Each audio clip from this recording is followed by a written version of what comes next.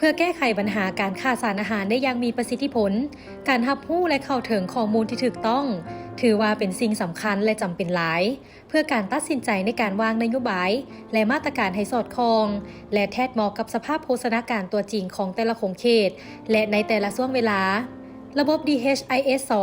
เป็นฐานข้อมูลทางด้านสุขภาพที่คุ้มครองโดยกระทรวงสาธารณสุขซึ่งเฮ็ดหน้าที่เป็นบอนเก็บกำข้อมูลที่เกี่ยวข้องกับสุขภาพและโภชนาการโดยรวม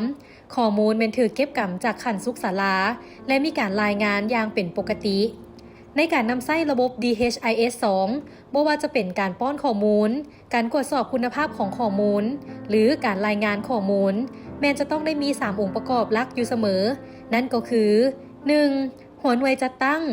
2. แบบฟอร์ม 3. ช่วงระยะเวลาวิธีการป้อนข้อมูลโภชนาการขั้นตอนที่ 1 เปิดเบราว์เซอร์แล้วพิมพ์เข้าไปที่เว็บไซต์ hmis.gov.la และเข้าสู่ระบบด้วยการนำใส่ username และรหัสผ่านขั้นตอนที่ 2 กดเข้าที่เมนูตามด้วยเลือกป้อนข้อมูลหลังจากนั้นให้เลือกเอาสถานที่บริการแบบฟอร์มและช่วงเวลาของข้อมูลที่เราจะป้อนตัวอย่างเช่นแขวงหลวงพระบางเมืองเสียเงินสุขศาลาภูสร้างแบบฟอร์ม MCH แมลเด็กฉบับที่ 2.1 ช่วงเดือนกุมภาพันธ์ปี 2025แล้วระบบจะแสดงแบบฟอร์มซึ่งรวมมีฟอร์มรายงานแม่รองม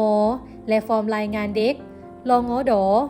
สำหรับวิธีการเติมฟอร์มแม่นให้เบิ่งว่าข้อมูลดังกล่าวแม่นได้มาจากการให้บริการแบบใดถ้าหากว่าข้อมูลเก็บกำจากสถานที่ให้บริการโดยกงแม่นให้เติมใส่แถวสีเหลืองคำว่าสถานที่บริการ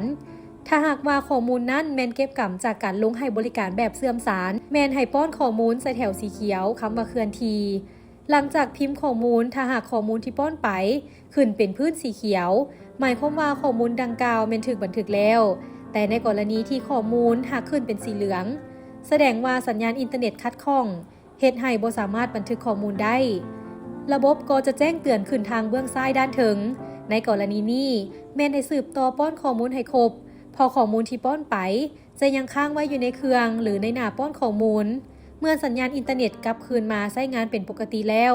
ให้สังเกตเบิ่งแจ้งเตือนของเว็บไซต์และกดอัปโหลดข้อมูลเพื่อบันทึกข้อมูลเข้าไปที่เซิร์ฟเวอร์หลังจากป้อนข้อมูลครบถ้วนแล้วกดคำว่ากวดสอบความถูกต้องเพื่อให้มั่นใจว่าข้อมูลที่ป้อนไปนั้นมีความถูกต้องตามทฤษฎีแล้วหากข้อมูลมีความถูกต้องหมดแล้วระบบก็จะแสดงว่าการตรวจสอบความถูกต้องของข้อมูลผ่านกงกันข้ามถ้าข้อมูลที่ป้อนไปบ่ถูกต้องระบบก็จะเตือนขึ้นมา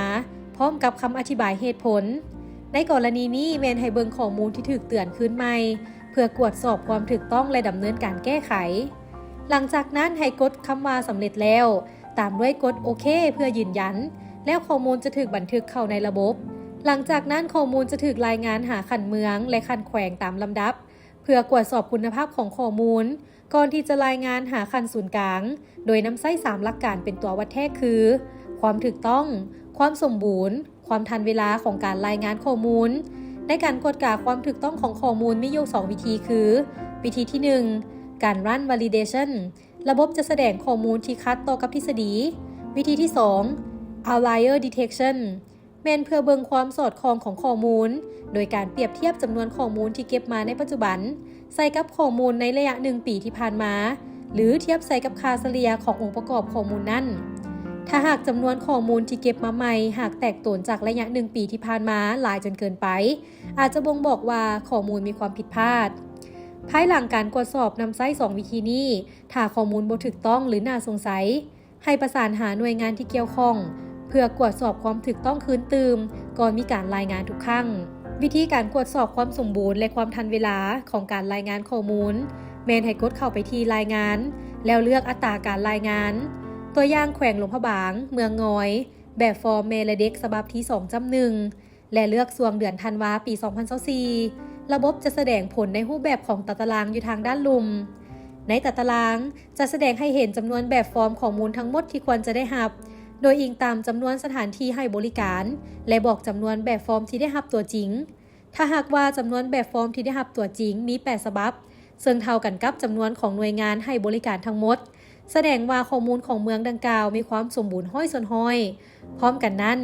ระบบยังตรวจสอบความทันเวลาของการรายงานข้อมูลคือวันที่25ของทุกๆเดือนในกรณีของเมืองงอยนี่จากทั้งหมด8ฉบับของบทรายงานแมนกลุ่มต่อเวลาทุกฉบับแสดงมาคะแนนเป็นห้อยส่วนห้อยเพื่อติดตามคุณภาพของข้อมูลสกอร์การ์ดจะช่วยให้สามารถเห็นภาพได้ชัดเจนในตารางสรุปคะแนนจะมีสีที่บ่งบอกถึงระดับสูงต่ำถ้าหากมีคะแนน91ส่วนห้อยขึ้นไปจะเป็นสีเขียวจัดเป็นคะแนนที่สูงคะแนน90หา80ส่วนห้อยเป็นสีเหลืองแมนอยู่ในระดับปานกลางหรือคาเฉลี่ยและคะแนนที่หน่อยกว่า80ส่วนห้อยลงมาเป็นสีแดงจัดว่าเป็นคะแนนต่ำนอกจากตารางคะแนนคุณภาพของข้อมูลแล้วยังมีคะแนนโภชนาการอีกด้วยสำหรับคะแนนโภชนาการก็เช่นเดียวกันแมนจะมีสีที่บ่งบอกว่า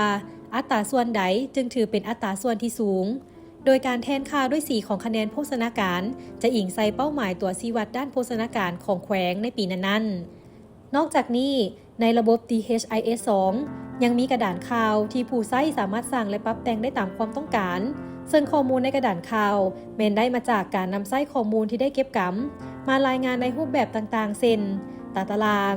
กราฟเส้นแสดงและแผนที่เป็นต้นวิธีการรายงานข้อมูลเป็นรูปภาพแมนกดเข้าไปที่การสร้างรูปภาพจากข้อมูลแล้วเลือกข้อมูลช่วงเวลาและหัวหน่วยการจัดตั้งที่อยากรายงานซึ่งเขาสามารถกำหนดได้ว่าอยากให้องค์ประกอบใดอยู่ในแกนตั้งหรือแกนนอนตัวอย่างเลือกข้อมูล stunting หรือการขาดสารอาหารซ้ำเพื่อในเดือนที่ผ่านมาของทั้งหมด18แขวงโดยให้หัวหน่วยการจัดตั้งอยู่แกนนอนและข้อมูลอัตราการขาดสารอาหารอยู่แกนตั้งเลือกสร้างกราฟแบบถันแล้วกดปรับปรุงแล้วกราฟก็จะแสดงออกมาเมื่อต้องการรายงานข้อมูลในรูปแบบของแผนที่เพียงแต่เลือก Open as Map แผนที่ก็จะปรากฏขึ้นมาในนี้เราสามารถปรับแต่งสีและองค์ประกอบได้ตื่มในกรณีที่อยากรายงานข้อมูลในระดับเมืองก็สามารถเฮ็ดได้เช่นเดียวกันเพียงแต่เลือกหัวหน่วยจัดตั้งของเมืองและเลือกรูปแบบการรายงานที่ต้องการพร้อมกันนั้นรูปภาพที่สร้างขึ้นมายังสามารถดาวน์โหลดเพื่อประกอบในเอกสารบทรายงานหรืออัปโหลดขึ้นกระดานข่าวออนไลน์เพื่อการติดตามตัวชี้วัดด้านโภชนาการได้การนำใช้ระบบ DHIS2 เข้าในเวียกงานโภชนาการจะช่วยปรับปรุงระบบเก็บกำบริหารรายงานและวิเคราะห์ข้อมูลด้านโภชนาการสนับสนุนการเฝ้าระวังการติดตามและการประเมินโภชนาการอย่างเป็นปกติที่จะช่วยในการวางนโยบายและมาตรการของโภชนาการให้มีประสิทธิภาพหลายขึ้นเพื่อปรับปรุงสุขภาพและโภชนาการของแม่และเด็ก